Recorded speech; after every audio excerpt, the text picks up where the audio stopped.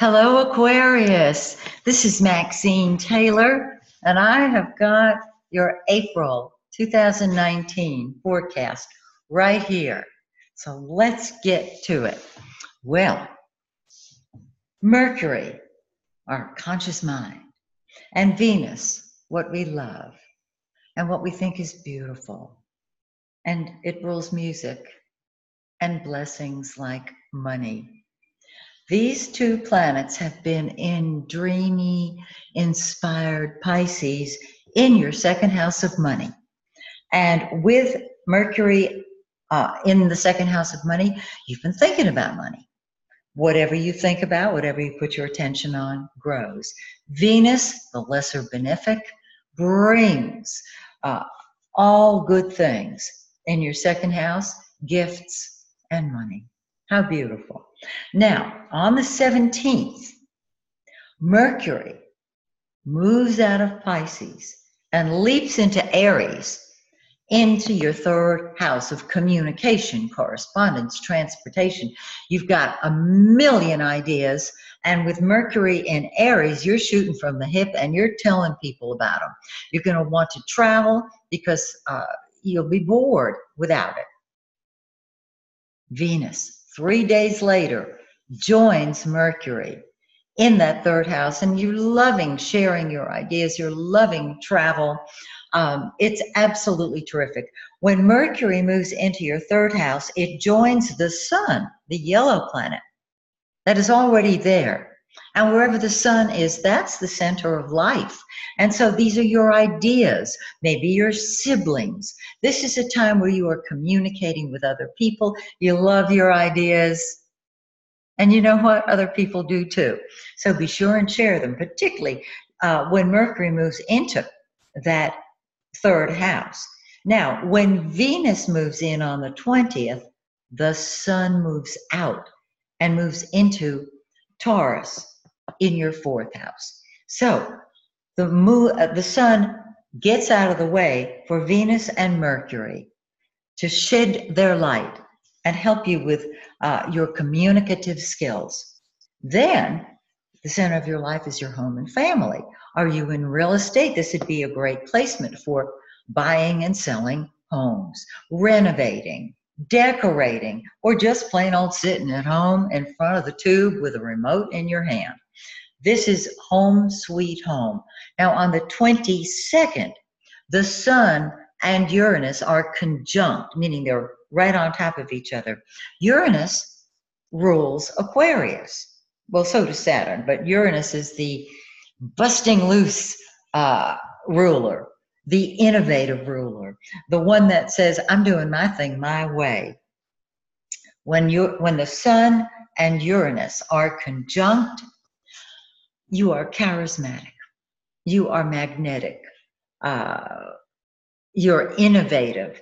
And so what this says is that on the 22nd, maybe the 21st, do something unique and different with your family, change something about the home. Uranus rules electricity and computers, and maybe there's something you can add to the home picture. But this is a time of busting loose and expressing you. I love it. Now, look at Mars, the red planet. Mars is action and energy, and wherever it is in your chart, that's what comes first to you. That's what you'll fight with or fight for. Well, if you got kids, this is the fifth house of children, you could fight with them or for them. This is also fun and games. With Mars in the fifth house, I would say, if you love sports, this is your time to attend every single game. If you can't attend in person, just sit in front of the tube and enjoy it. Mars throws itself into wherever it is. Are you speculating? Are you speculating on stocks? Are you gambling? This is a terrific placement for that. And you can absolutely increase your social scene with Mars there. I would say with Mars in the fifth house, accept every social invitation you get and have a blast. Now, It may be that you're going toe to toe with somebody in your love life or with one of your children. You will work this through when Mars leaves your fifth house and moves into your sixth. I think Mars is terrific because it's action. So if something has been lingering, this is the time to handle it. Now, we have a new moon and a full moon. The new moon is on the 5th, which means we'll be in the dark of the moon, the 3rd and the 4th. Low energy, maybe no energy, just no excitement. On the 5th, things start moving forward, and it's in your 3rd house of communication and short distance travel and sharing ideas. It's really great. Then the moon keeps growing and growing and growing until it's full on the 19th. And on the full moon, things come to a head. Well, look where this is. The full moon is in 29 of Libra, the last degree of Libra. It's sitting right at the very top of your chart. This area here is the 10th house of your career, your public image. And this full moon brings you to the attention of the public, allows you to move upward and take the lead slot. It's behind the midheaven, behind this line, and so it may be somewhat hidden, but this is when your career becomes very activated. Now, back in January, we had 2 eclipses.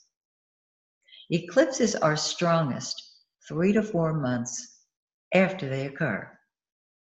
And if you can count on your fingers and toes, you know that they are at their peak, April, which is now, and May.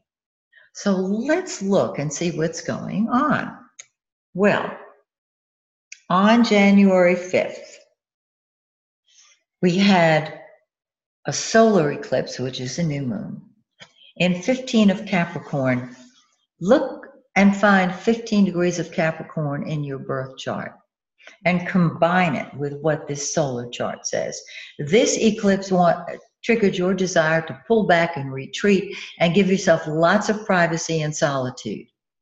So if you've been looking to do that recently, you're right on target.